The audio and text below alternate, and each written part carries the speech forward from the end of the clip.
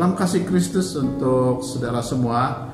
Hari ini saya ingin berbicara tentang bagaimana mengatasi ketakutan yang merupakan suatu hal yang menjadi pergumulan bagi kebanyakan orang.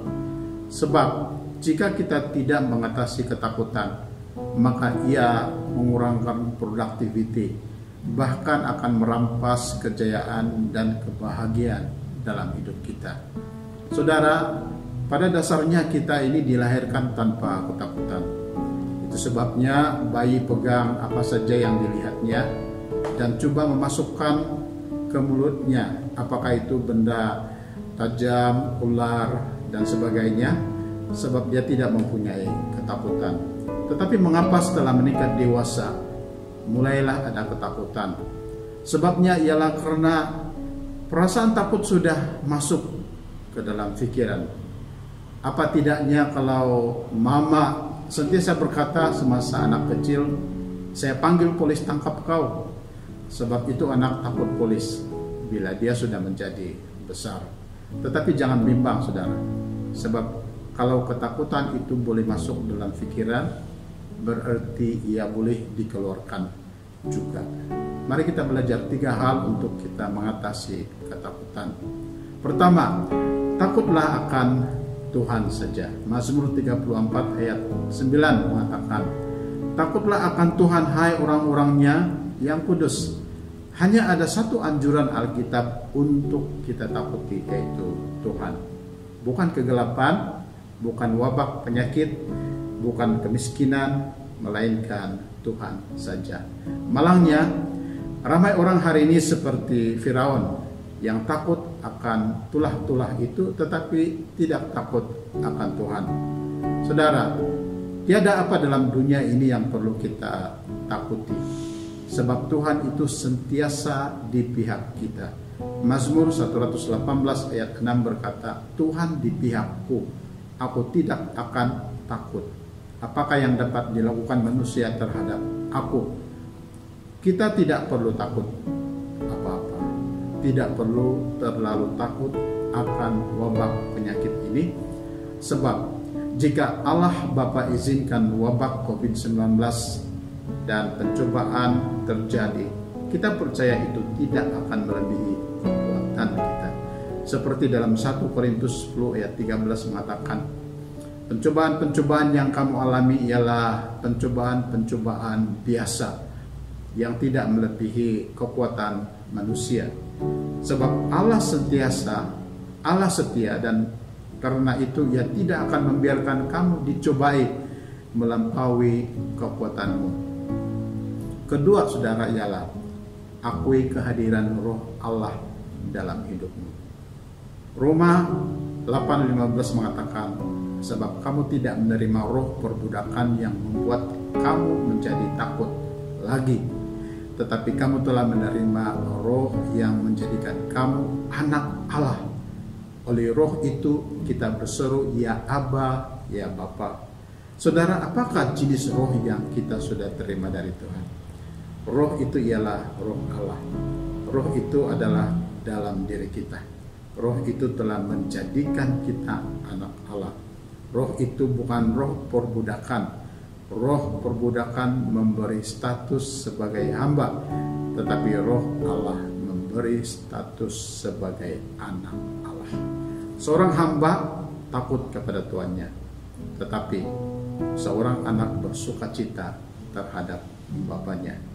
Namun, saudara perlu akui kehadiran roh Allah itu dalam hidup saudara. Lukas 12 ayat 8 mengatakan, aku berkata kepadamu, setiap orang yang mengakui aku di depan manusia, anak manusia juga akan mengakui dia di depan malaikat Allah. Kalau kita mengakui, maka kita akan diakui. Apakah maksud ayat ini? Maksudnya ialah jika kita mengakui kehadiran roh Allah dalam hidup kita, maka kuasa roh Allah itu akan diaktifkan dalam hidup kita. Pengakuan kita mengaktifkan kuasa roh Allah yang ada dalam hidup kita. Belajarlah mengakuinya setiap hari. Katakan, dalam saya ada roh Allah. Roh Allah sudah menjadikan saya anak Allah. Jadi saya adalah anak Allah. Sebab itu saya tidak takut tentang apa-apa lagi, sebab saya anak Allah. Haleluya.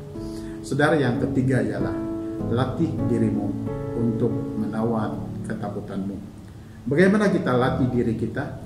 Kita latih dengan doa.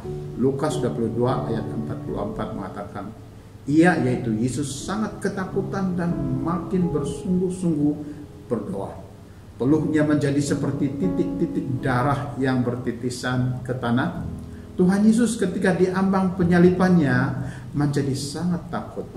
Namun dia tidak membiarkan ketakutan itu menggagalkan rencana agungnya. Lalu apa yang dibuat Yesus? Untuk menawan ketakutan itu, Yesus berdoa. Saudara, jika kita sentiasa lancarkan doa kita, pasti dapat menawan ketakutan itu. Sebab Yesus berkata kepada murid-muridnya di ayat 46, bangunlah dan berdoalah, supaya kamu jangan jatuh ke dalam pencobaan. Saudara, kita harus full time dalam doa. Sebab orang Kristen part time dalam doa tidak mampu mengalahkan iblis yang kerja full time. Ada seorang ibu tinggal di bandara. Siang malam dia berpikir tentang banyak hal yang menakutkannya. Oleh karena terlalu banyak berpikir, maka suatu pagi dia keluar membuang sampah. Tangan kanannya pegang plastik sampah. Tangan kirinya gendong bayinya yang berumur 6 bulan. Bila dia balik masuk rumah, plastik sampah masih di tangan kanannya, anak di tangan kirinya hilang. Saudara, ketakutan akan membawa banyak bencana dalam hidup kita. Ramai orang seperti ibu ini yang mempunyai banyak ketakutan, takut menjadi sakit, takut menjadi miskin, takut mentua, takut bos, takut hilang jawatan, takut sakit tidak sembuh, takut urusan perniagaan tidak berjaya, takut wabah COVID-19 dan sebagainya. Jika pada masa ini Anda mengalah, maka Anda akan menjadi benar-benar korban bagi ketakutanmu. Perasaan takut adalah halangan terbesar untuk mencapai kejayaan hidup kita. Sebab itu, latihlah dirimu untuk menawan ketakutan. Jika Anda telah menawan ketakutanmu yang terbesar, maka Anda dapat menawan apa saja di depan Anda. Saudara harus bangkit menawan ketakutan itu. Jangan biarkan ketakutan menentukan masa depan hidupmu. Saudara, ada seorang gembala. Rumahnya dimasuki pencuri semasa berada di luar kota bersama keluarga untuk pelayanan. Semua barang berharga dicuri dan peralatan rumah dirusakkan. Di dinding pula ditulis gambar tengkorak, bahkan perkataan ancaman bunuh. Gembala itu menjadi sangat takut. Kemudian ia memanggil orang membaiki rumahnya yang rusak itu sambil berharap bahwa jika rumah sudah dibaiki maka ketakutannya akan hilang. Setelah rumah dibaik pulih, maka masuklah kembali gembala dan keluarganya tinggal di rumah mereka. Tetapi perasaan takut gembala masih tetap ada. Pada peringkat itu gembala sudah bercadang menjual rumah itu untuk membeli rumah baru, bahkan dia bertekad untuk rehat dalam pelayanan. Namun pada masa itu Tuhan berbicara kepada dia. Tuhan mengatakan, anakku, selagi engkau tidak mengatasi ketakutanmu, maka engkau boleh pindah di rumah baru, namun engkau tetap membawa ketakutan yang sama.